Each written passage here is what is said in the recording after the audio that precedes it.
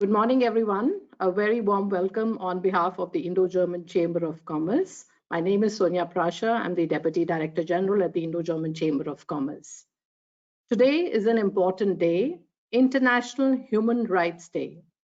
Would not have been more opportune time to talk about responsible business, practitioners' guide to business human rights, as a run-up to India's launch of National Action Plan. Also importantly, because COVID-19 has caused a tectonic shift in not just way of life, but also in business fundamentals. We are glad that we could come together with Friedrich Naumann Foundation and CRB, Center for Responsible Business, to present an awareness program today. India and Germany have been very closely cooperating in the topics of economic and social affairs, research and development, skilling, and sustainability. This relationship continues with both countries willing to put high importance on socially acceptable business conducts. The Indo-German Chamber of Commerce, nearly 65 years old, is working very closely with its member companies in this regard as well. This commitment is further strengthened by a dedicated chapter on IGCC sustained markets, and we are also part of the Indo-German Network Business and Human Rights established by the German Embassy and the consulates last year. With our efforts so far, we definitely understood that there is a need to define and spread more awareness on human rights, especially in relation to business and economy. Starting with Amphori, will be offering trainings to the Indo-German network and companies on the topic, including German and Indian National Action Plan, which seems to have definitely good overlap. This training will be conducted within the framework of NAP project, implemented in cooperation with experts program, supported by German Federal Ministry for Cooperation and Development, BMZ. Today, we have absolutely great panel, and I'm looking forward personally, along with all the attendees, to hear more on the topic. Now, I also like to welcome a dear colleague, Frank Hoffmann, Regional Project Manager, Friedrich Naumann Foundation for Freedom. Frank, thank you very much for coming together for this initiative today, and especially today, which is the Human International Day today, Human Rights International Day today. So over to you, Frank, and looking forward to a great panel today. So thank you, Frank. Yeah, thank you very much, Sonia. Yes, I mean, you've highlighted the significance of the day today, the International Day for Human Rights, and it's really not a coincidence that we are doing this web talk today. Let me quickly also tell you a little bit about the Naumann Foundation. The Naumann Foundation is a German party-affiliated political foundation. And we've been around for a little more than 60 years and have been active in India since 1990, so 30 years now. We broadly work on areas like the free market economy, human rights, digital transformation, and good governance. Besides running activities like this abroad, we also have a scholarship program for, well, basically students from all over the world studying at universities in the European Union. The topic of responsible business conduct, or human rights and business, whatever you may want to call it, from what we see, will really only gain in importance. This is driven by various factors. I mean, there really seems to be, well, a demand in the market, if you may say, coming from consumers largely, but there's also a strong regulatory impetus. So you see a lot of legislation coming our way in the European Union, and in the United States, which very often has also an extraterritorial effect and has an impact on companies in India, among many other countries. And at the same time, we see more and more initiatives also from or in countries like India. I mean, there has been a few changes to the Companies Act, but there is also the National Action Plan, which is, well, I think about to be published and which will also be the focus of the discussion today.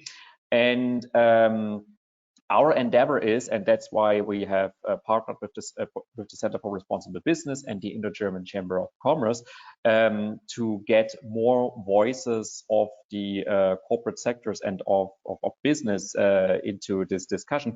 Because at the end of the day, when we talk about responsible business conduct, I mean, the ones who have to be responsible in their conduct are businesses. And at the moment, Sonia mentioned it already, our effort is to really increase awareness among businesses, and then also in future go forward and see if there is something in terms of training needs, or any other initiatives. So I also like to thank all the panelists who are here with us today. I'd like to thank Vasanti and Garima, Virab and Saurabh. And I'd also like to thank Nandini of the CRB and Sumati of the IGCC for supporting us and putting this web talk together today. Thank you very much. And with that, I think, I don't know who takes over. Nandini, do you take over? Thank yes, you. I do, Frank. Great. Super. So I'm not sure if I am visible to everybody.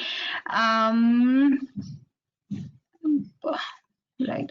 So a very good morning to everybody. I'm really delighted to be part of this discussion today, and I would like to really thank everybody who's joined us today on a very, very special and a very important day, which is the Human Rights Day. And I'll probably only be adding my voice to what the preceding speakers have very eloquently and very aptly expressed. Human rights are a set of 30 basic rights and freedoms that are accorded, that are inherent to every human being, every person and every individual. And these are rights that are not, cannot be conferred or accorded or given to anybody. These are rights that you are, born with, and are, these are rights that belong to you.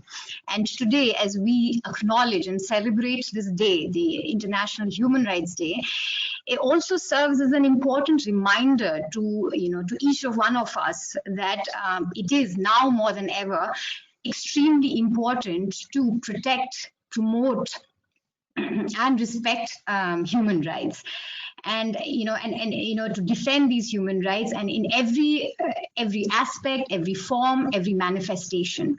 And it is here that business and human rights take center stage. Businesses, as we understand, thrive and function in an ecosystem. They don't operate in a vacuum. They draw resources from this ecosystem, and willy-nilly and invariably there are positive and negative impacts that they create. And business and human rights essentially is about eliminating, mitigating, and managing these adverse impacts.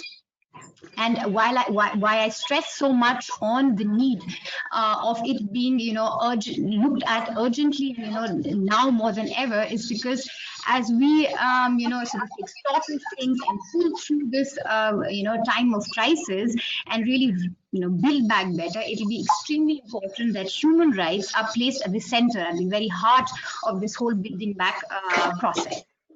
And our endeavor to do this webinar and the webinar series or the sort of the webinars that will follow are an endeavor to really sort of unravel and unpack the various elements of business and human rights, to grow the understanding of business and human rights, and more importantly, to ensure that the operational aspects and really the integration of these the tenets of business and human rights is made available and is made easy for businesses to understand. So that's perhaps the intent of these webinars, the webinar series. And I'm also I'd like to take the opportunity here to thank FNF, the Friedrich Naumann Foundation, and the Indo-German chambers, who have come together with the Center for Responsible Business to carry forward this agenda of raising awareness, building capacities of businesses,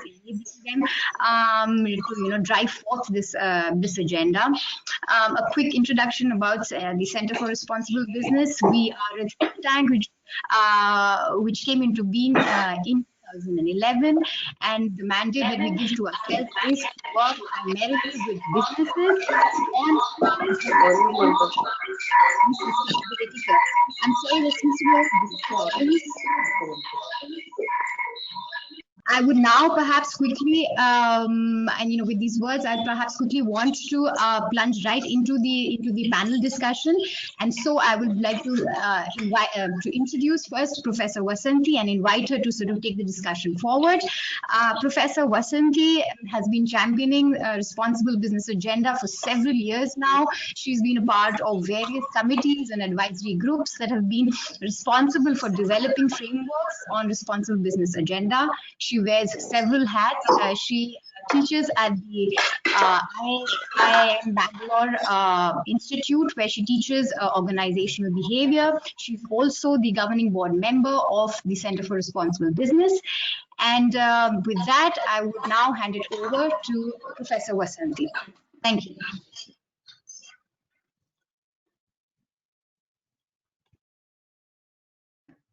Thank you, Nandini, for that warm introduction. And the other members have already set the context for the significance of the panel that we are having today. And it's an honor and a pleasure to have on the panel three colleagues with whom I have had the privilege of working in different contexts over 2 decades. So let me just kind of, given that there are a large number of participants from businesses, let me just kind of set the context, because when I discuss the human rights with business, there is immediately a sense that somehow this is just, it's just not for us. Okay. So let me just kind of set this in a larger context so that we will then understand how the business and human rights comes together. The first one, I think, which is important because December 10th is significant in many ways as the Human Rights Day, because India was one of the core members responsible for drafting the Universal Declaration of Human Rights post-World War II, where we actually said that every human has the right to exist, and that in the process of that right to exist, whatever may be the barriers that they encounter, it is important that institutions, governments of all kinds, and individuals work to make sure that that basic human right, the right to live, gets protected. So given that we have been a signatory to that core document, which has kind of informed and shaped the constitution of the country, and the constitution makers had actually kind of built this rights perspective. So rights is not something that is new to India, and we should not be framing it with that lens. What we should be actually saying is that this is a part of the discourse. We may have not brought it salient in the context of business, and therefore it is really about marrying something that has existed in India's political history, and how do we actually bring it to center stage in the context of business? That's really the key question today. So let's also kind of understand, why are these being called out for business? Because most of the time business leaders tell me that, oh gosh, it's yet another thing for us to do. No, businesses have shown over the last 2 decades across the world that they can be a force for good. If And what does this good mean? The good has been interpreted in two ways. The first way that the good has been interpreted is what is it that we are giving back in terms of philanthropy, in terms of corporate responsibility, including the mandatory CSR contribution that we have as a part of our legislation. So there is one role which is there in terms of what's happening to social development. But the larger question that we have been asking for several decades now is, are you responsible in the way you run your business? Okay. And that is the question that's coming to the fore today, whether it is through international pressures or it is through domestic compulsions, which we have witnessed very, very significantly in the last 9 months. Okay. So the question we are saying is that if business is a force for good, then how is it actually translating that power that it has to do good in the way it runs its business? Okay, so that's the lens with which the framing of the human rights discussion this afternoon is going to happen. Why is it now an imperative? Because the Companies Act explicitly in section 166 talks about the fiduciary responsibility of the directors to stakeholders. Now, the moment you talk about stakeholders, who is a stakeholder? And all companies do stakeholder analysis from a strategic perspective. The question that we have to ask as a rights is really, who are those vulnerable stakeholders to whom we could be causing harm? Okay, so in some ways, today's context is about being able to understand what's that human rights perspective to business. I'm actually going to, what is the format for this afternoon? I'm going to invite each speaker with a question to share their perspectives, because what you are actually getting is probably, I don't know, maybe 50, 60 years of work on business and human rights, just amongst the three of them in incredible areas that they have worked in. So what I'm going to do is just give them opening comments to enable them to bring what it is that they have done for you as audience. And we will go through 3 rounds of this. I request the panelists to take no more than 5 to 7 minutes to speak about what it is that you want to. And after that, I will open the floor to the audience for questions and answers. That I think is going to be moderated by the teams. And then we will pick some of the questions, and then we will kind of go back to some last closing comments. Okay, so that's broadly the structure for this afternoon.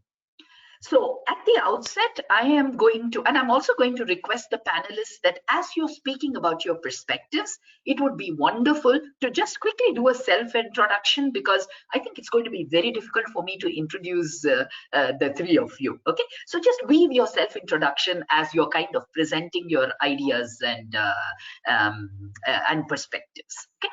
I'm first going to invite Viraf, and you will see that there is a particular structure. I'm going to start with Viraf, and then I'm going to request Saurav, and then ask Garima to close. Okay. Now, the reason I'm inviting Viraf is probably that Viraf needs no introduction to the business and human rights agenda. Okay. So he is someone who's actually worked with this agenda for 22 years. Or more, I don't know. So in some ways, I think Viraf will set the context. And Viraf, the question to you is just, what can you talk about the journey of the UN guiding principles, the human rights agenda within the larger context for businesses? Over to you. Okay, thank you very much, Vasanthi, and congratulations to all the organizers for arranging this discussion on World Human Rights Day. I was earlier with the NHRC. There was a program on this morning, and I think it reinforces much that you've said. I think that in responding to what you've asked, Vasanthi, one may perhaps adopt a position that says that the entry of the United Nations into this discourse is a critical thing to understand. And this really began with Kofi Annan establishing way back at the onset of this millennium, what we now call and know and understand as the United Nations Global Compact. It's probably the world's largest corporate citizenship code. Companies all across the world, including in India, from the early part of 2000, have been exposed to its first two principles, which are human rights principles, and the succeeding principles, which are labor rights principles, and following on that, certain environmental issues and the issue of unethical practices, bribery and corruption. But this was a voluntary network and a call to business leadership to abide by these human rights principles. But it took another decade for a more comprehensive guidance that we now understand as the United Nations Guiding Principles, which were released in 2011. And it was this effort that took 6 years of the Special Representative, Professor John Ruggie, including a visit to India way back in 2009, to develop a framework for the eventual benefit of those who have suffered any adverse impact caused by business, under a construct that recognizes 3 pillars. The first is the primacy of the state duty, the minimum duty to protect human rights, protect us from the negative impact of any business activity. And this includes legislation, it includes a whole range of things that the state can do, incentivize and disincentivize irresponsible behavior by companies and so forth. The second is actually the business responsibility to respect. And as you've mentioned, respect here very clearly means do no harm. And if you do harm, remedy it and compensate people, etc., that have been rights holders that have been harmed by a business activity wittingly or unwittingly.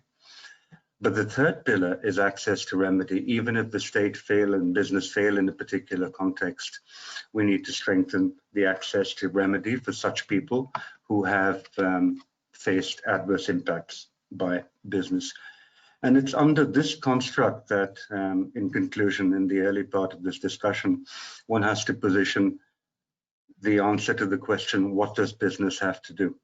So way back in 2010, when many of us were drafting for the Ministry of Corporate Affairs, what were then called the National Voluntary Guidelines for the Social, Economic and Environmental Responsibilities of Business, an entire Principle 5 was devoted to human rights.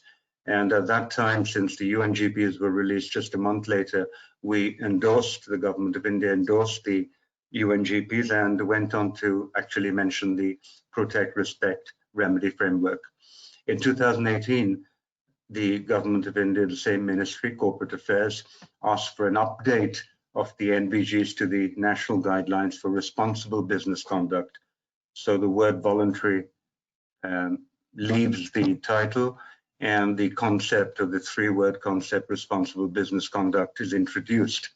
And Principle 5 is amended to be in sync with the requirements of Pillar 2, corporate responsibility to respect human rights. And its uptake, for example, the Confederation of Indian Industry has issued an advisory a couple of years ago, repeating most of the formulations that were made in the national guidelines. So in summary, I think that it's well accepted in the Indian discourse that the corporate responsibility to respect human rights involves 5 or 6 critical steps, including an organization making itself self-aware of its impacts on human rights in its value chain through the particular business sector, its relationships and so forth.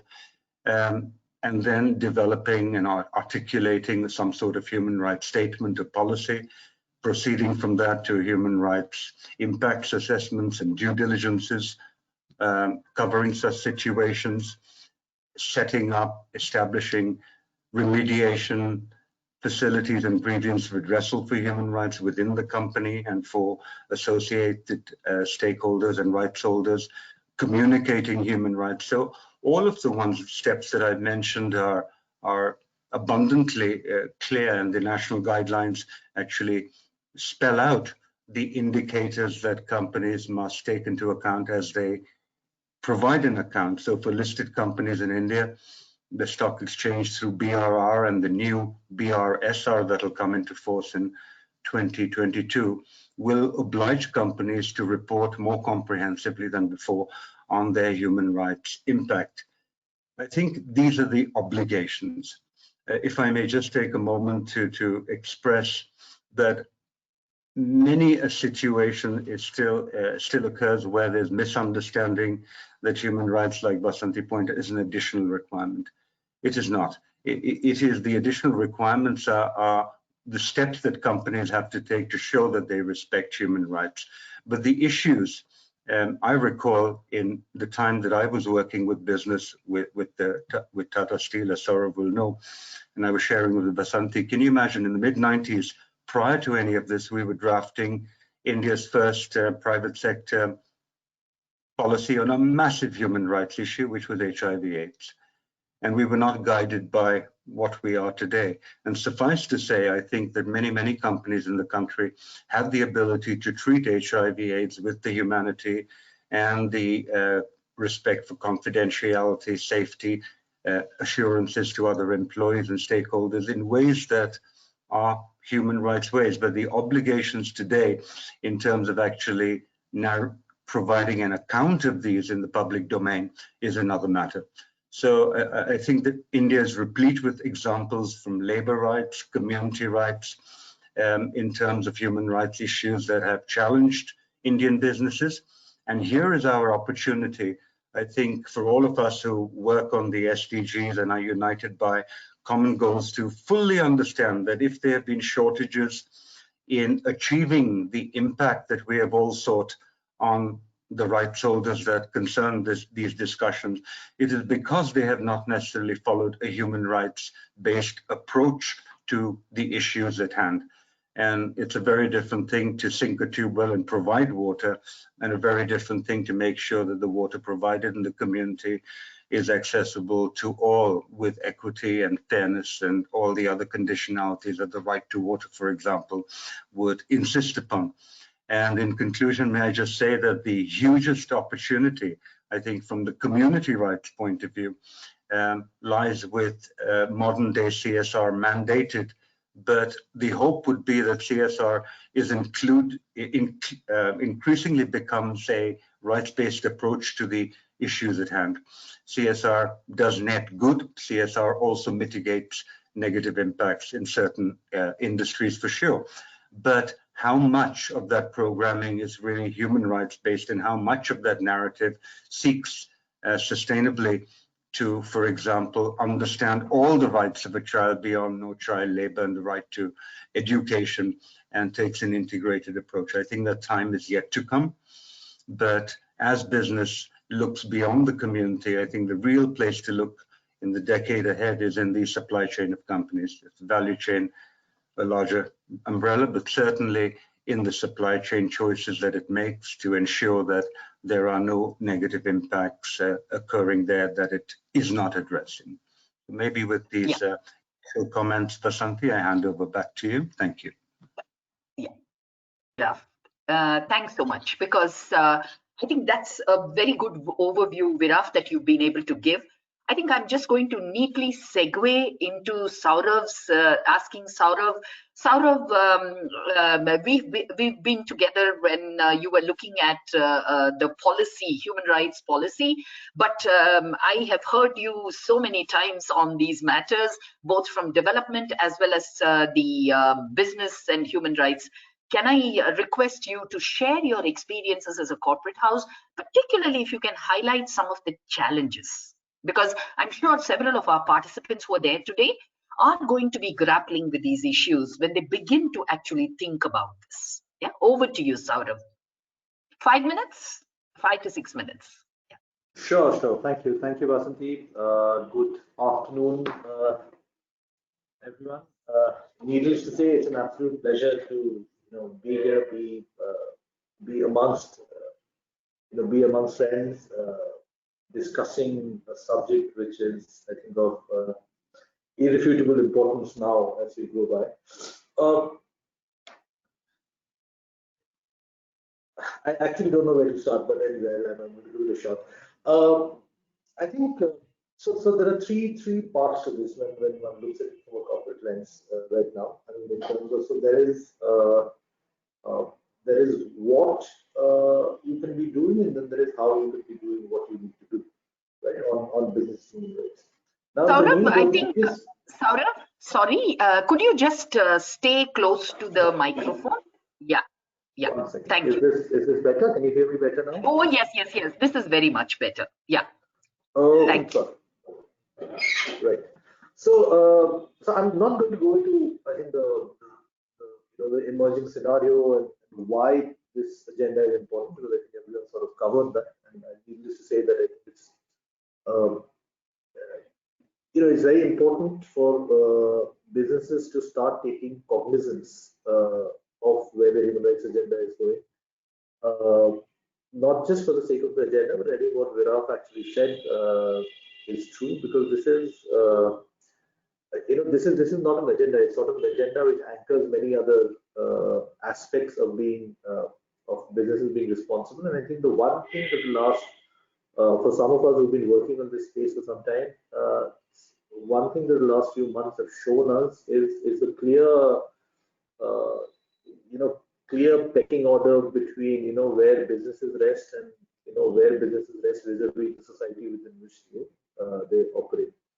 So I think the overlaps have become very evident in the last few months, and I think companies which have had a bit of responsible thinking going ahead have actually been able to respond better. I don't know if research exists around this, but I think that's something that we can definitely get into discussing, and I think it will become a point of research and conversation as we go forward. And I think we anecdotally, at least, we will find that companies which have or corporates which had a little bit of responsible thinking going, then I think they've found it going a little easier than many others in a situation where everyone's found it going tough. So that's one. I think, Vasanthi, to start with,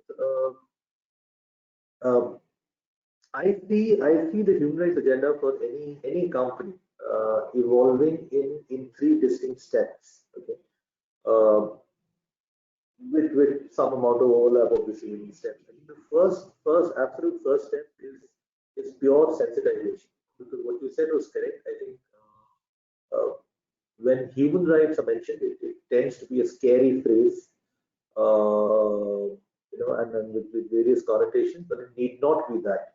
And just a very ground-up understanding and sensitization of what rights are and why they're important. That's the first step. How are we sensitizing the boards of companies? How are we sensitizing senior leadership of companies? How are we sensitizing our colleagues? Because I mean, obviously there's whole rights and duties balance, right, which works out in the rest of society and obviously within businesses also. So the step one is sensitization. Step two or phase two is probably the technical learning and technical understanding of what could possibly be solution, and where in practitioners' parlance, what we call the outcome of this learning phase would possibly be this the mapping of the human rights risks across the value chain or across the business and its value chain, as the case might be. But just to get a technical understanding, even now as we go around a lot of the business, I think business houses, I don't think the UN charters, the technical aspects of the human rights agenda, what could possibly be policies or steps that offset or any potential negative impacts, and maybe go ahead and what are the kind of platforms that would actually help reasonably address the human rights agenda. I mean, that technical learning doesn't exist. So that's after once. And the reason I'm splitting sensitization and learning, that's from the little experience that we have. I think purely creating workshops within your organization without sort of sensitizing people earlier doesn't stick. The narrative won't stick. And then, of course, comes a part of doing that, setting up actual policies and platforms and actual practice. So I think I would urge all. I see about more than 100 colleagues joined in, and if anyone is sort of trying to map their agenda within their companies, then these are the steps. How do you sensitize the key decision makers? How do you sort of set up learning frameworks, and then get down to practice? and that's how you should sort of plan. To me, the biggest challenge at this stage for someone who's the doctor right now is probably the sensitization stage, which is where I think I would urge all my candidates to look at to sometimes the sensitization doesn't come from within the company. I think it's important for all businesses who want to work on the human rights agenda to start sort of looking outside the business, looking at what's happening around the world, and sort of I think one of the things that we found very useful is to have immersion programs for all our senior leaders. It's something that we used to do, and that's something that we are going to now we continue emphasizing, where most of the senior leaders in our organizations, in group companies, have actually gone through almost anywhere between 7 to 10 nights of, when I say nights, I mean they've actually gone and spent nights within communities and understood what might be issues, what are the realities, why are we talking about the rights agenda at all, and that experience is the best sensitization that happens. I think if there's anyone who's planning the stage, and I think possibly the one effective way is to expose people to the realities, which absence of the human rights agenda can sort of get you to. So in terms of challenge, that's the biggest challenge. Vasanthi, since you were asking that, and I think the learning, I think today, fortunately today, I mean there's enough material, there are enough experts, there are enough organizations, institutions who can help you learn the technicalities of the human rights agenda and push you towards doing the right thing. And you may remember when the policy that we were talking about, that we were working together on Vasanthi, these discussions is something that we had done, and even in the policies that we articulate, we were starting to build sensitization and learning as part of the human rights policy of an organization itself, just to drive in the need. Just want to close these opening pieces. I think for me, I've just 6 key questions that I just wanted to put out there on which I have found useful to guide our work on the subject, and which makes a lot of sense intuitively to my colleagues who may be just sort of coming on board on this subject and planning the company's agenda of this. First is, what are the appropriate governance structures for human rights in a company? I mean, where does the responsibility eventually rest? And who's sort of guiding it? The governance structure. Second is, as I said, how do you enable an understanding of human rights for the board and the senior leadership of the company? That's where the agenda needs to rest and sort of cascade down from, as as we have done in the NGRBC's agenda now. So the third is how, I mean, one very practical thing that most companies face now is and a voice that we also hear, that is to pick and choose. I think Nandini mentioned the whole package of what constitutes human rights. I think there's a tendency to pick and choose, saying that, hey, but by the way, this policy covers human rights for us, this policy covers human rights for us, so ethics is covered, anti-bribery, anti-corruption is covered, this is covered. So there's a tendency among corporates to look at human rights as a sort of piecemeal agenda, which may not be the best way to approach it. So therefore, the third question that I had was, how effectively does your current policy and reporting architecture address human rights asks, and what are the gaps that might need fresh attention? I mean, I'm sure if you go down, I mean, I'm reasonably sure if you go down, you'll find some gap in the policy and reporting architecture with the human rights agenda. So that we find many companies reluctant to do that exercise, and that's something that companies should do, even if it's for self-reflection and not for external communication to begin with. Grievance redressal mechanisms are the fourth one. I mean, are your current grievance redressal mechanisms adequate and comprehensive enough to chart the agenda? The fifth is, the business planning processes. I mean, if you're really talking of human rights as in the value chain, in how we do business, then the human rights agenda needs to start featuring in your business planning process or your strategy formulation process. So when we were starting on the sustainability agenda several years ago, I remember we used to say that a company needs to have a sustainability strategy. And then we moved that articulation to say that a company needs to have a strategy, a single business strategy, and sustainability needs to feature in that. I think that's where the human rights agenda also needs to go when we're planning our businesses. that's where we, I mean, if the displacement is part of it, expansion of value chains is part of the strategic imperative. How does human rights agenda fit the strategic imperative of the company? And finally, I think the existing partners ecosystem. I mean, they could be value chain partners, they could be contractors, they could be human resource partners.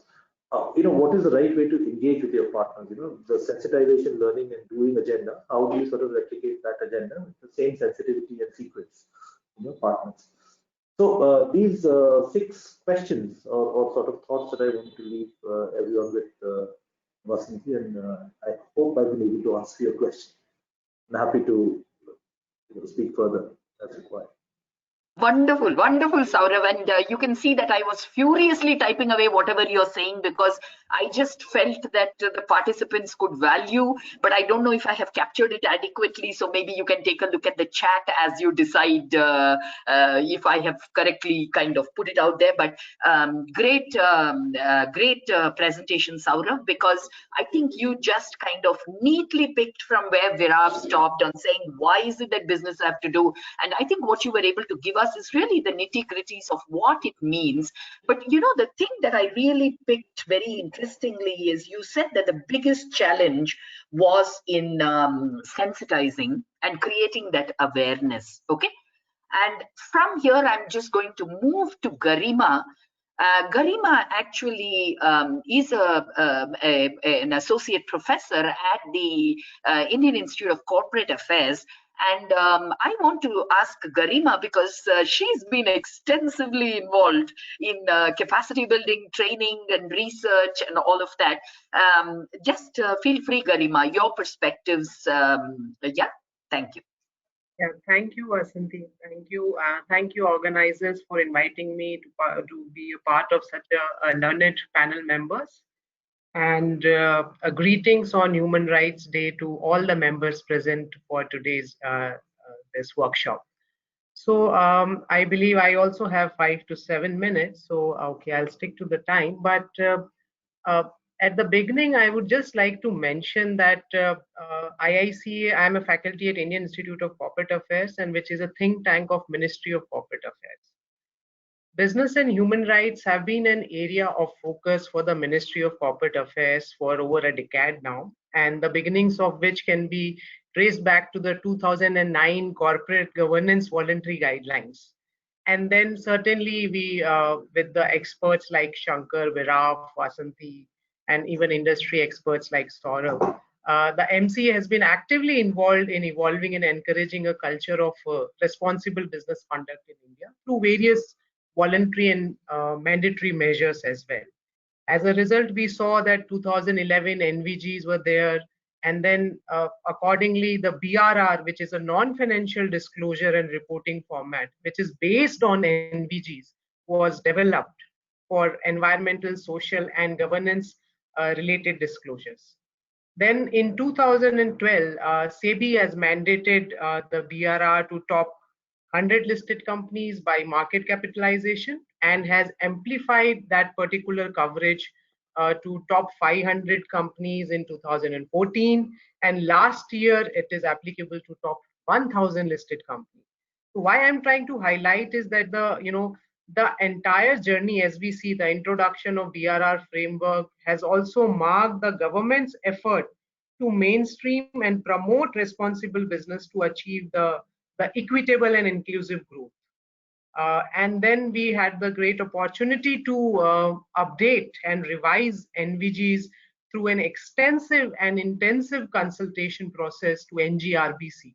And certainly the objective is also to align them with the UNGPs as well as Sustainable Development Goals 2030. Now, as India is, preparing its way for creating an ideal ground for this investment-driven growth, the government's initiative towards this business-friendly policy certainly go hand in hand, with the ethos of a democratic state built on the ideals of human rights and social justice, which is also a new term nowadays coming up. So with this particular background, the IICA has conducted a baseline assessment of business and human rights situation in India. And in that, what was done is, it is the analysis of SEBI BRR disclosure of top 500 companies for the financial year 2018 and 19. And I'll just briefly tell you some very interesting facts and figures on the business practices in India.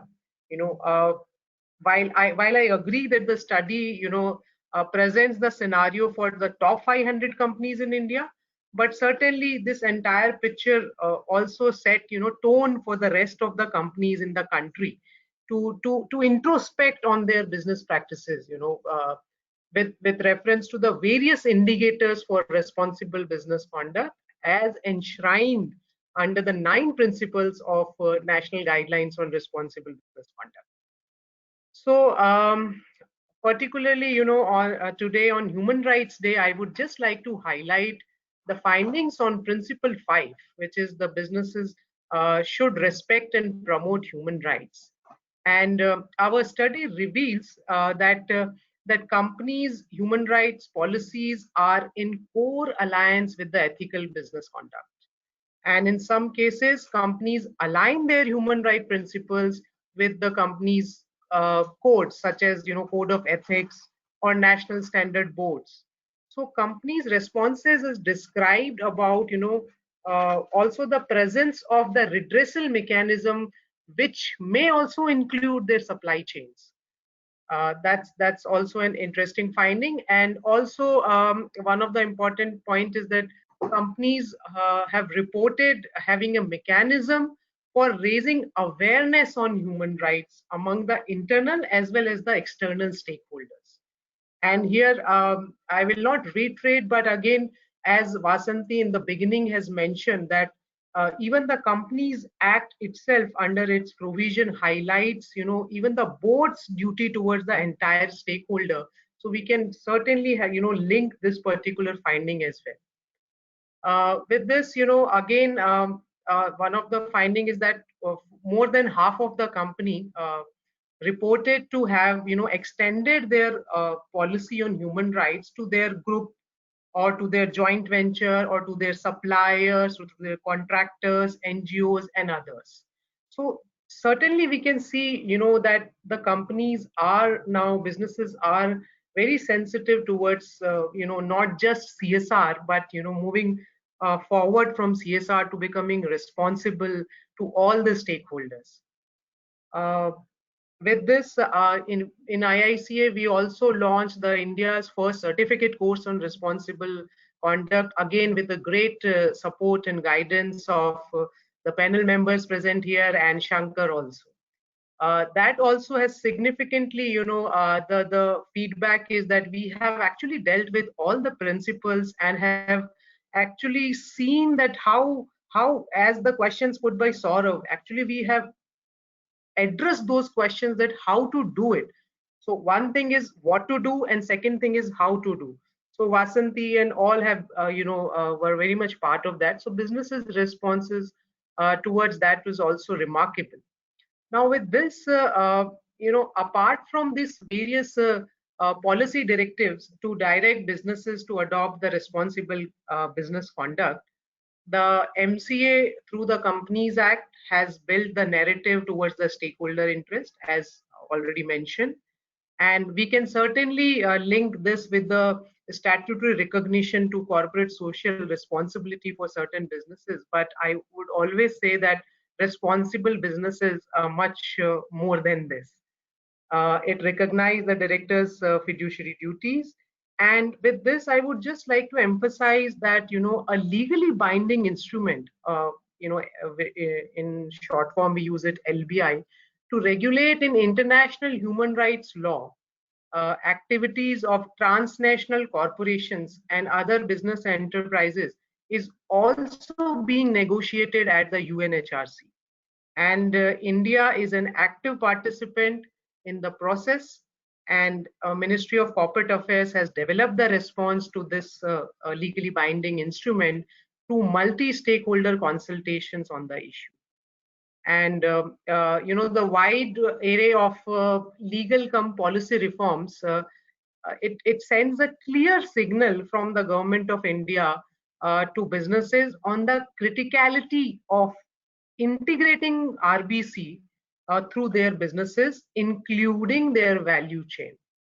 So what I'm trying to say is that, India has been championing this cause along this some time, as that, discourse on business and human rights has gained momentum internationally. And today businesses recognize that these steps are as important for boosting their competitiveness in international markets also. Shortly, with like 1 minute or so, in furtherance of this particular commitment to the cause of responsible business conduct, in 2018, the Ministry of Corporate Affairs has released the 0th draft of National Action Plan on Business and Human Rights, as Viraf has thrown light on this.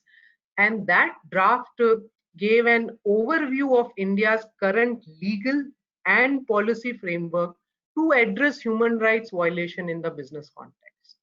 So, the guiding, I can say, the tenets identified as fundamental to the NAP are that it should be based on the UNGP and specific to the Indian context. So this is something like, it reflects the actual and potential business related human rights issues, and it proposes the realistic measure to address them. Further, it also mentioned that, it should align with NGRBC, BRR, SDG, and serve as a central reference point for the government in preventing or mitigating and remedying the business related human rights abuse.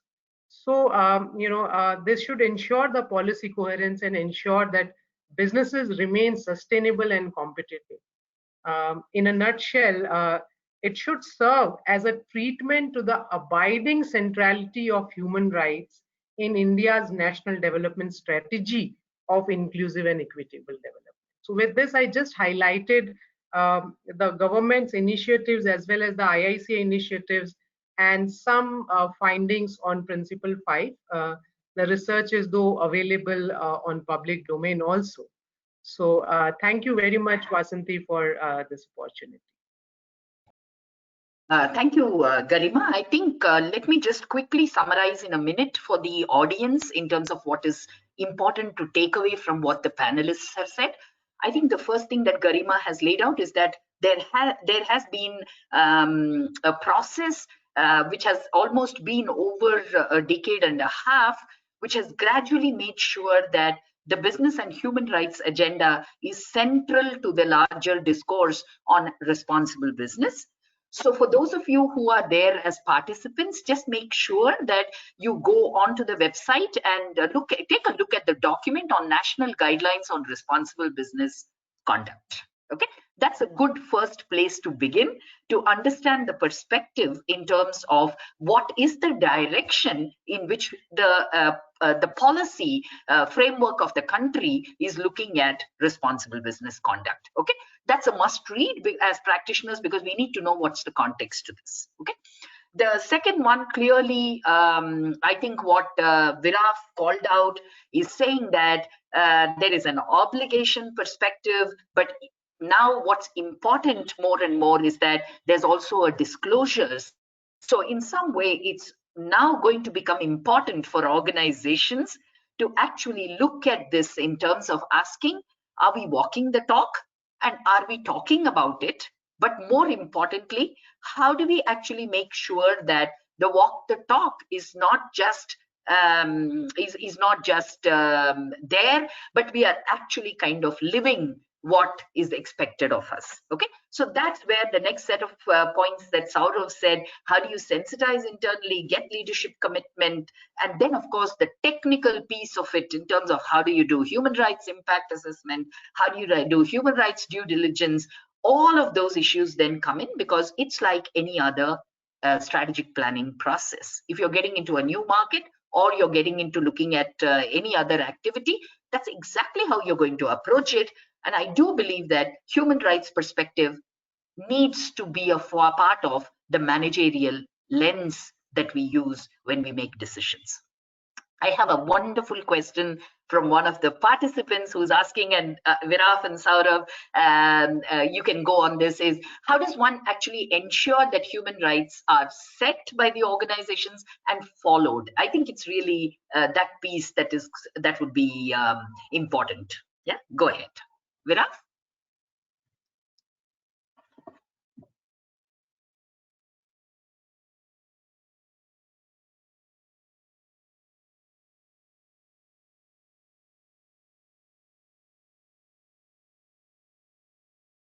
Yeah, thank you, Vasanthi. You wanted me to respond to how the question you just asked on behalf of the participant or something else?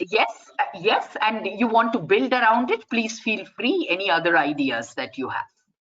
Well, I think as a preliminary step, so since the agenda is still relatively new for most Indian companies, and I'm not only referring to listed corporates, but you can imagine for small, medium enterprise, I think it's a valid proposition from business not to wait for, but in its own journey with human rights, it will be enormously helpful if the government of India proceed, as it's already doing, with this policy roadmap. By the policy roadmap, I mean the implementation of the UNGPs, which is translated into the NAP, National Action Plan for Business and Human Rights. If we were on the board of a company and the board was inquiring as to how we incorporate in over the next 5 years, of course, we can point to our own human rights challenges in the supply chain. We can point to issues that are already known to us that we want to strengthen, whether these be in the gender domain, any other. But I think there are always risks in leaping into activity without the first step being completed, whether you call that creating awareness or sensitization, but a deep understanding of the dilemmas, the challenges that will invariably occur as one joins as a partner in a human rights process, precisely, for example, in arrangements with the state. When we do business with the state, the private sector, there may be complicity issues that are challenges. There may be due diligence that is expensive to do. There may be challenges of privacy and confidentiality. So I think that the whole purpose of the NAP is one, at least to set for the stakeholder groups that have been mentioned earlier, whether these be labor, whether these be entities in the supply chain, the community, specific groups, women, children, migrant workers, and so forth, that we have a package agreement of what the state will do in terms of its functions under Pillar 1, to harmonize, as Garima has pointed out, many laws that, for example, the number of laws that actually govern the issue of child labor, from Juvenile Act and so forth, Adolescent Act, Child Labor Act, other acts that impinge on business, do need a measure of harmonization from a child rights perspective quite clearly. Similarly for gender and women's rights issues at the workplace, and so forth. So you have a roadmap of what priority issues in the lifespan of NAP, which should not be less than 3 years and perhaps not more than 5. You have a direction. Your own direction as Pillar 2 as companies will be clearly articulated in NAP in terms of not only the expectations of business, but the incentives, disincentives, enablers, supporting mechanisms from IIC and other entities to build capacity of business to be able to be compliant. And very importantly, Pillar 3, whether these are judicial or non-judicial remedy mechanisms. I was just hearing this morning at the NHRC of a record number of complaints that have come, including those from workers associated with businesses in terms of their human rights being impacted and how these have been disposed of, what the numbers were, what type of businesses. And I think in a country like ours, particularly where justice is denied because it is so delayed, because of the power equations and access to justice, we need to look at the best practices across labor, consumers, communities and others to strengthen that pillar, and set a roadmap, meaning a plan, who does what in these 3 to 5 years of an NAP.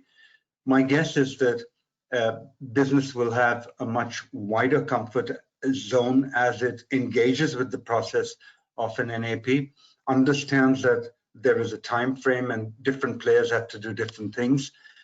In the overall benefit of the national targets, that I think Garima has very clearly indicated that as a democratic nation with a population and an economy that is amongst the top few nations of the world, we see this not as just a punitive measure against business to hold it to account, but at the heart of that kernel is an opportunity for investment. In fact, the BSR report that we released in August, the secretary of the MCA ended his forward with, the slogan "Make in India," but we added 3 dots and the word "responsibly" after. And if you are in conversation with investors, ethical funds that are looking for longer term destinations, then I think that this prescription of an enhanced alignment with a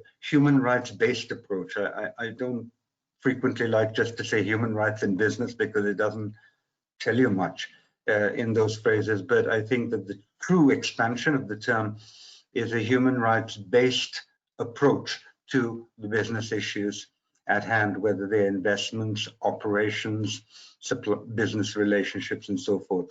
And those issues that are most material, obviously, to the business sector that you come from, mining, textile, and garments, and hospitality, will have their own unique challenges.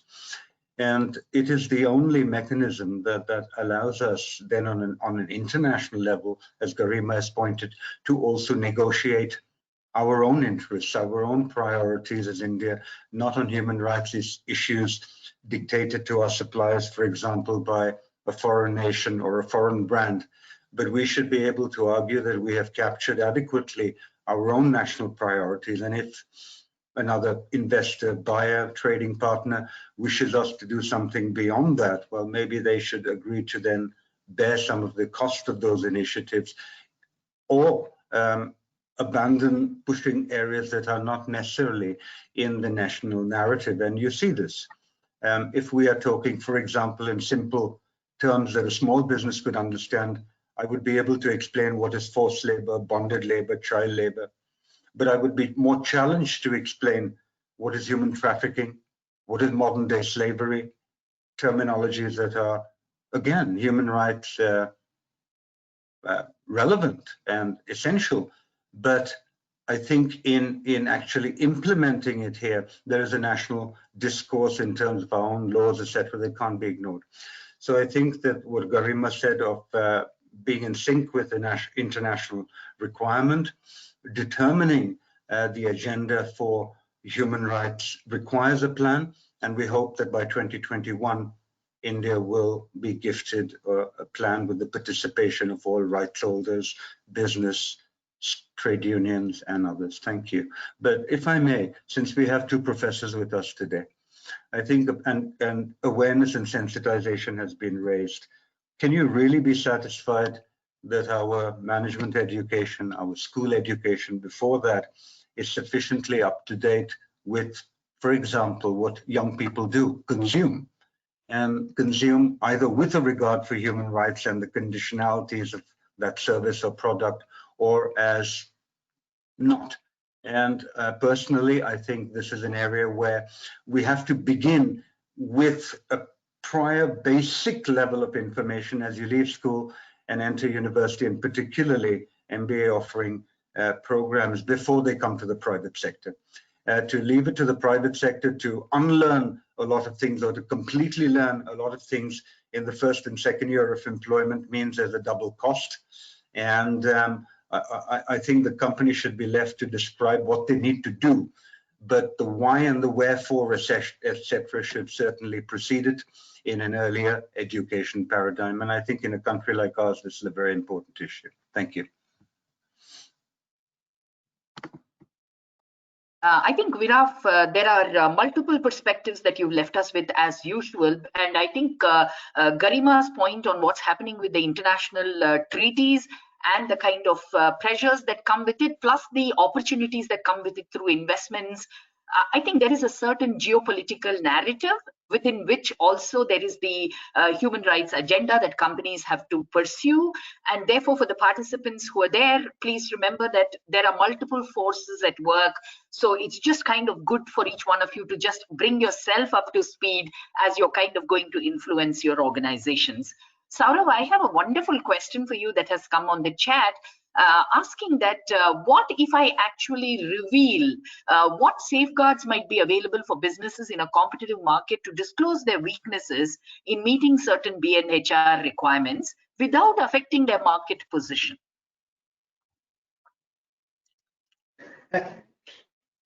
Well. We've come straight to it, have we?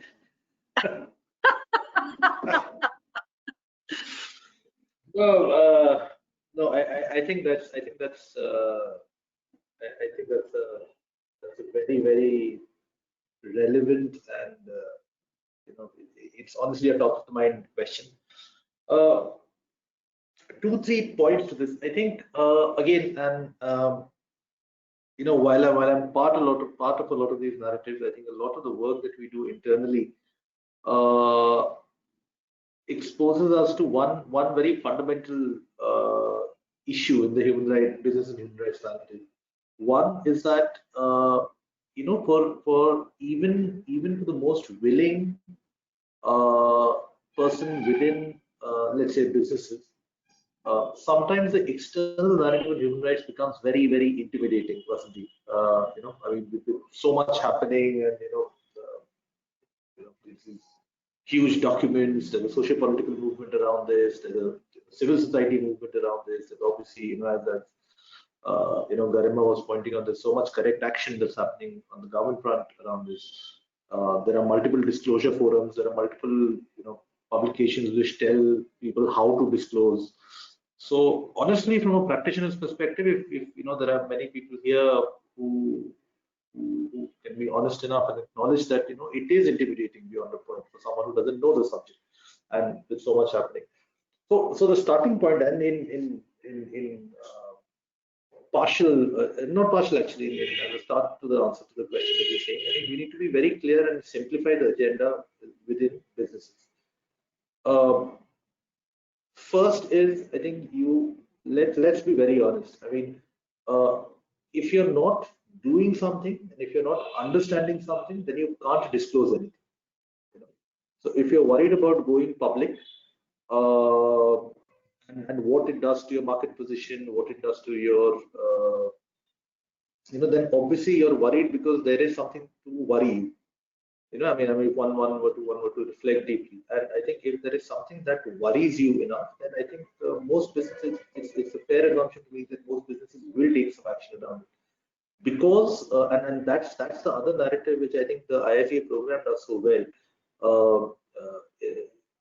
that there is a business case for investing in human rights, and I don't think we are talking about that yet right now, but I think there is. In today's world, if you look at it from an investor's perspective, if you look at it from, forget the investor's perspective, which is generally the cost of doing business is possibly going to be much higher, and imperceptibly so as of now, but it's definitely going to be much higher if you're not compliant.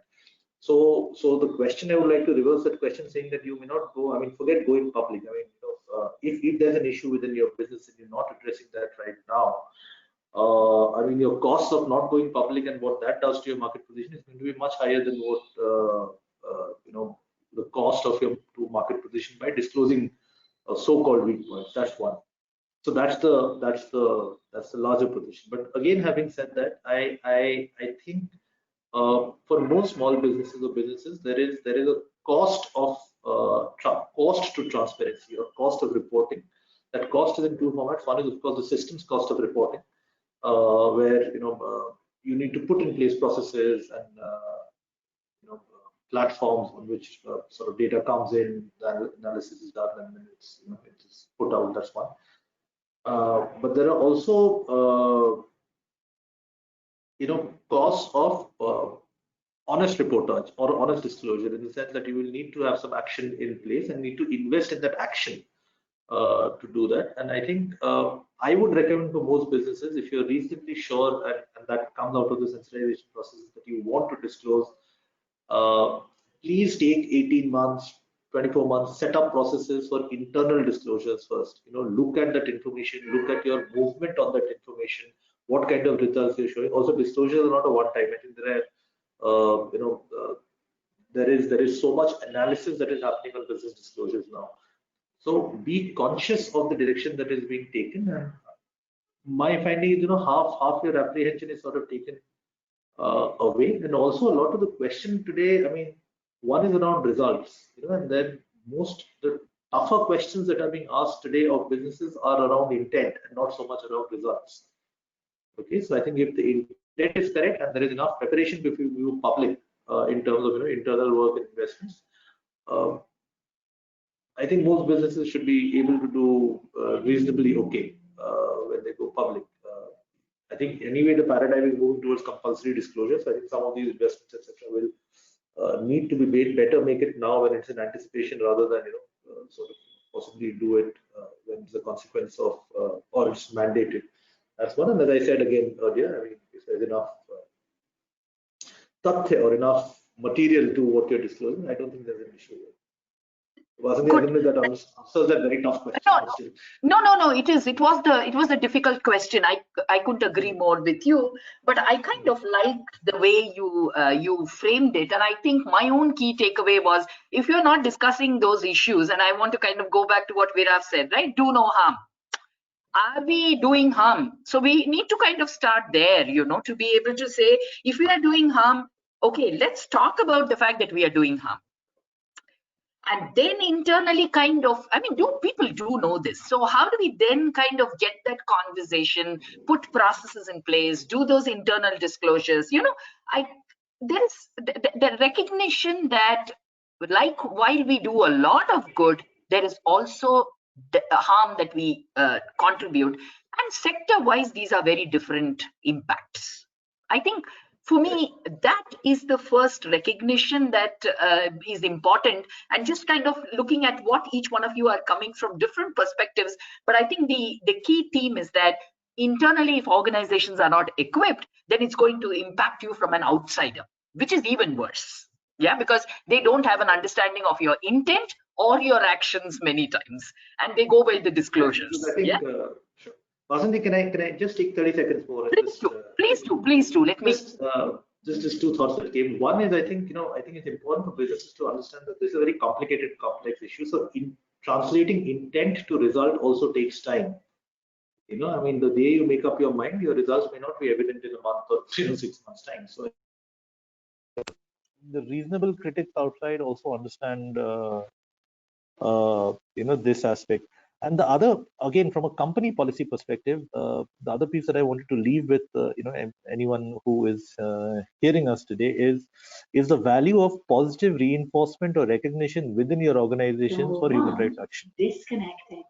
In the sense that I think this whole mandate cannot just become about disclosures and consequences, etc. I think that if there is any action that is being taken, or if there's someone who's doing a lot of learning, or has displayed an understanding, or has fostered a particularly good relationship, I would seriously urge friends who are listening in to please also ensure positive reinforcements within your organization for human rights action, or even for small human rights actions that they begin with. They go a long way in reinforcing the culture and sensitization, and also incentivize the correct action. So, Vasanthi, just those 2 points, please. Great. Okay, thank you. And there are some wonderful questions from the participants. Garima, you have some nice questions there. Okay, so one of the first questions that's coming in is that how can businesses be made accountable to the disclosures through the disclosures that they make in the BRR? Okay, along with the mandatory human rights inclusion by business corporates, which you mentioned is being negotiated, shouldn't there be some affirmative action on greenwashing by companies? If no, then aren't we solving the problem only partially? Okay, good. Thank you for the wonderful questions. Over to you, Garima. Yes, indeed, very interesting and to the point question. The response here is certainly the disclosures are since see the NGRBC is still a voluntary recommendation which has a strong indicators of leadership and essential, but as a mandatory disclosure, the businesses are already disclosing on BRR, and that is also now being revised to BRSR, Business Responsibility and Sustainability Reporting.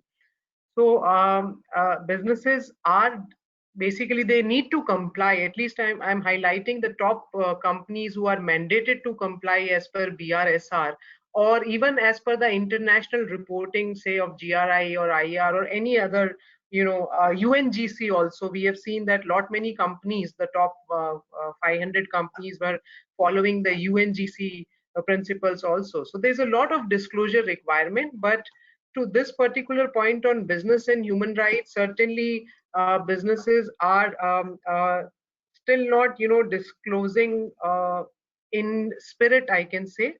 But the trend as I have highlighted from the top companies is that, it provides a clear signal that businesses are now critically thinking of integrating the responsible conduct throughout their businesses. So just to sum up that, I mean, it's a mandatory, they have to follow, but we have to just, move from this mindset of always being regulated by government. And as we are moving through the self-governance era, it is certainly advisable to businesses to, follow this national guidelines on responsible business conduct and the principle 5, which talks on business and human rights, and all the indicators are there. So our expectation, or as a citizen also, is that, we should adopt the best practices through self-governance. Yes, I kind of like that point. I think we are able to see very clearly, Garima, the kind of shifts in terms of voluntary disclosures and self-regulation. Yeah. And I think it's kind of interesting because today we are seeing all the three forms of regulation at play in terms of public regulation through the national guidelines on responsible business conduct and BRS reporting. And I'm particularly delighted that the Indo-German chamber is hosting this event, because there is a place for business associations as co-regulation process. Yeah, and we don't talk about it sufficiently. There is a very important place because they have large membership, and it's possible to kind of change that narrative and equip the organizations. So I'm really glad that we have the Indo-German chamber with us today. And definitely at the company level, we assume that the disclosures that are put out by the companies are indeed truthful. Yeah, indeed. And I think that is something that companies need to recognize, that more and more people are actually scrutinizing the disclosures. Yeah, so I think that's the shift that we are now beginning to see. I have about 10 minutes, and I have a question that I think might particularly appeal to Viraf. Okay, Viraf, here's a question which basically is saying that increasingly production processes are given to private contractors on contract basis, and where many a time they do not follow or adhere to their human rights concerns in terms of fair wages and other conditions. What do you think are the ways that we could ensure that human rights adherence happens in these sectors? And I think clearly it is coming from governments and, relatively stronger informal sector participation sectors. Well, if the question surrounds, I think one way of looking at a tool that can work, and we should be trying it out in India shortly, is let's take the state as the largest business entity in the country, and its massive public procurement system. There are many countries, and in fact it's a sub-target of one of the SDGs, that why doesn't the government of India, in its procurement of goods and services from all sorts of entities, including, if you mean labor contractors and material contractors and other private sector entities too, it has a GEM platform, for example, why not start introducing some negative requirements, no child labor, positive ones as well, safety for women, safety for employees, and so forth, environmental ones as well.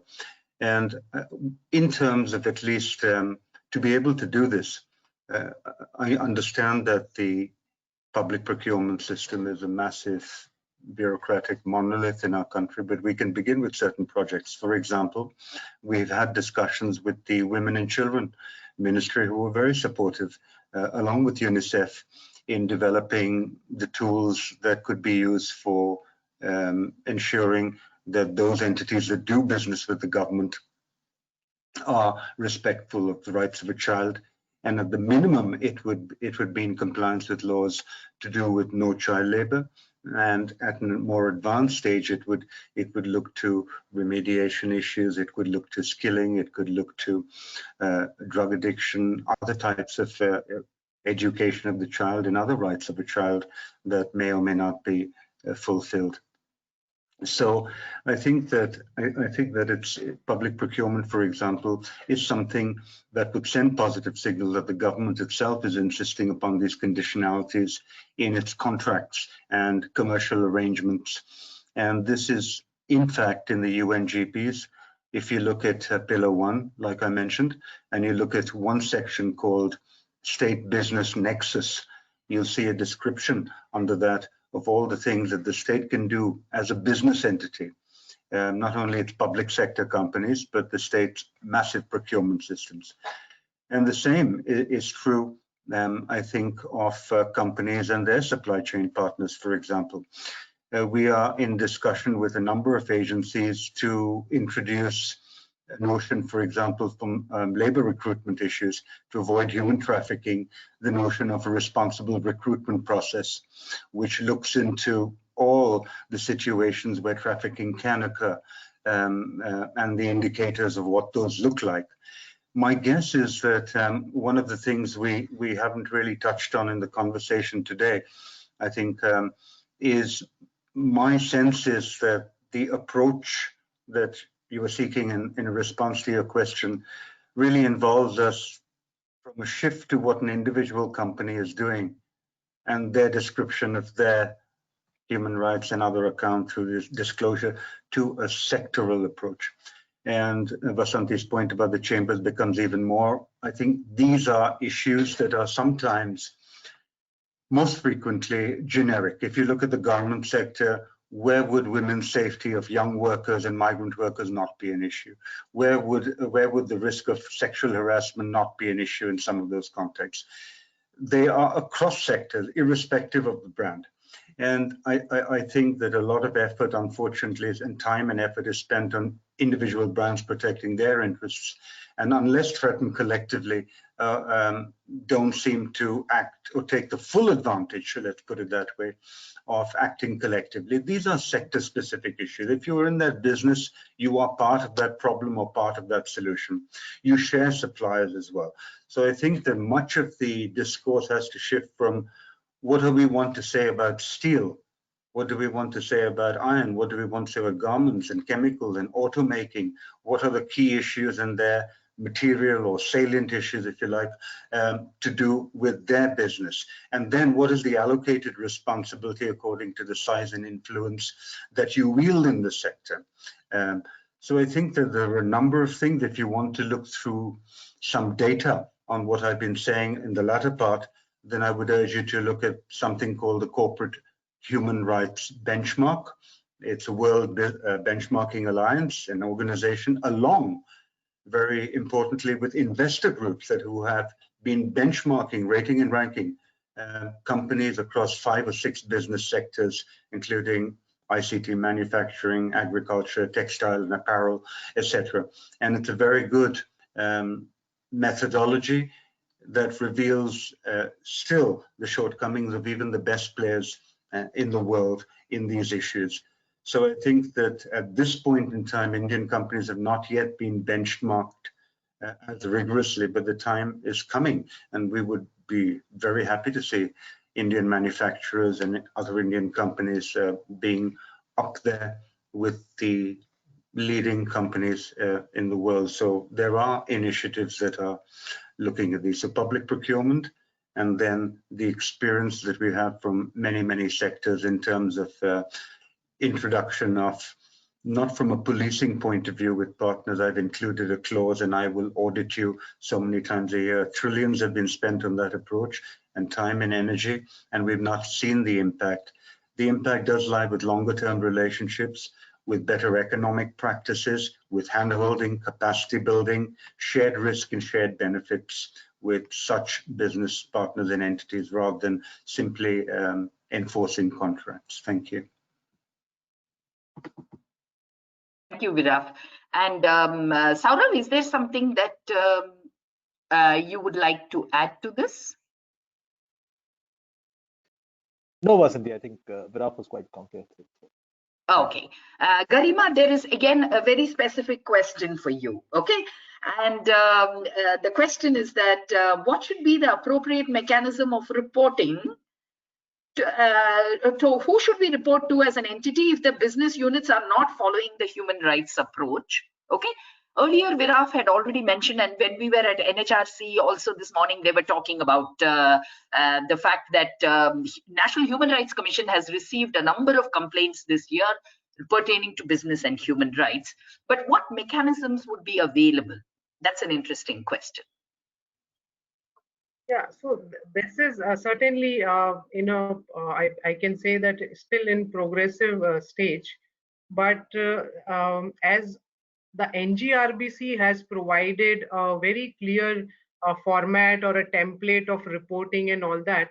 So, I mean, there is no, I cannot say that this has to be followed because the businesses are subject to the multiple reporting and guidelines. Are they bound to follow? I mean, as I mentioned that several companies are following UNGC and GRI, but I am just talking about the national framework, which is the NGRBC, which provides a clear-cut template. There is a template inside it, how to basically disclose those particular things. And certainly there are complaints because even during our research, we found that companies, the businesses do have the policies and the framework and everything, but they are still, not very comfortable in disclosing it on public platforms. And there are fears of misuse or abuse by anything. But what I would suggest that as a as a student of this responsible business conduct, that the businesses have to move beyond the mandatory parts, and they need to adopt the best practices, and some businesses have to take lead in it. And as mentioned initially by Viraf also, about the sectoral disclosures and all, which is the next agenda of the government. So that will help to entire, develop a mechanism for disclosure. Thank you very much. I have been informed that we are almost nearing the end of the time. So what I'm going to do is just thank the panelists for some amazing insights, and just in case some of you have missed absolutely the gems that came, I think Viraf basically set the context of saying how important the UNGPs are going to be as we look into the future. And from there, kind of building on to asking how, what should businesses be thinking about as they are looking at implementation. By now, all of you participants, you would have observed that we are not talking about should. We are talking about when and how. So which means we are in the midst of looking at how human rights approach, and Viraf, thanks for that insight, how human rights based approach to looking at business actions and decisions. The second piece of takeaway, which really came out very clearly from Saurav, was how should businesses look at implementation? And all the 6 questions that he put out, saying, really, are you preparing yourself to actually meet this new changed reality? And I think Garima, through her presentation, has very clearly established, saying that from the Ministry of Corporate Affairs, their engagement on responsible business has been both from a regulatory perspective as well as a capacity building perspective, as well as a disclosure perspective. So I think the key takeaway for the participants from this session is really saying we know that the future is here. What do we need to do to keep ourselves equipped and make sure that it becomes a part of the way as it's built into the strategic thinking of the organization.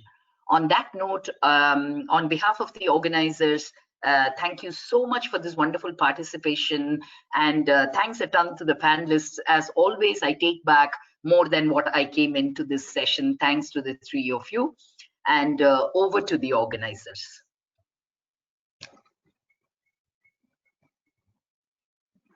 Great. Thank you so much, Professor Vasanthi. I think this is a beautifully moderated session, a very illuminating one.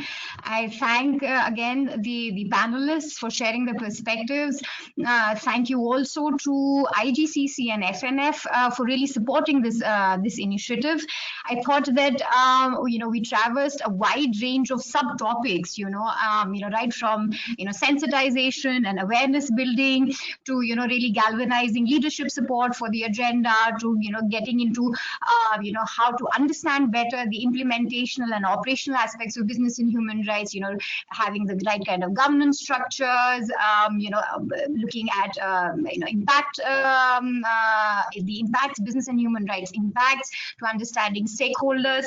So I mean, all of these things I think we've been highlighted in this discussion, and I think of course there's a lot of deep diving that needs to be done, and this is precisely the intent for these behind these webinar series, which we will be conducting on a quarterly basis. So we want to just let all our participants know that this is not one-off discussion, that there will be a series that we are planning for the next 1 year at least, to talk about different aspects of business and human rights.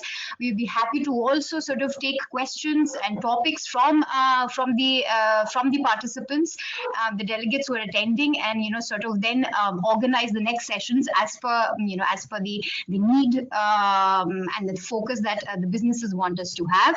I'd also perhaps we've not perhaps been able to answer all questions, so we will reach out to all our panelists for their responses, and we'll get back to the individuals who have sent these questions. The other bit is that we would also make available the recording of the session in a week's time to all the panelists, so you can always revisit the discussion and sort of mull and think of some of the gems, as Vasanthi said, that have been shared. I think with that, I think we're completely out of time. I would, on behalf of the Center for Responsible Business, the Indo-German Chambers, and the Friedrich Naumann Foundation, like to thank everybody, all the participants, the panelists, the speakers today, for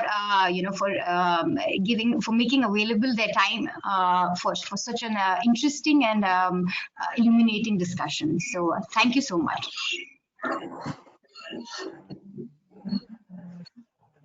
Over to Sonia or Sumati from IGCC. Thank you very much. On behalf of IGCC, I'd like to thank all the participants and panelists. And now I think with this very interesting session, we have a lot to think of, and looking forward to the next series. Thank you. Thank you. Thank you. Good day. Bye-bye. Bye-bye. Thank you.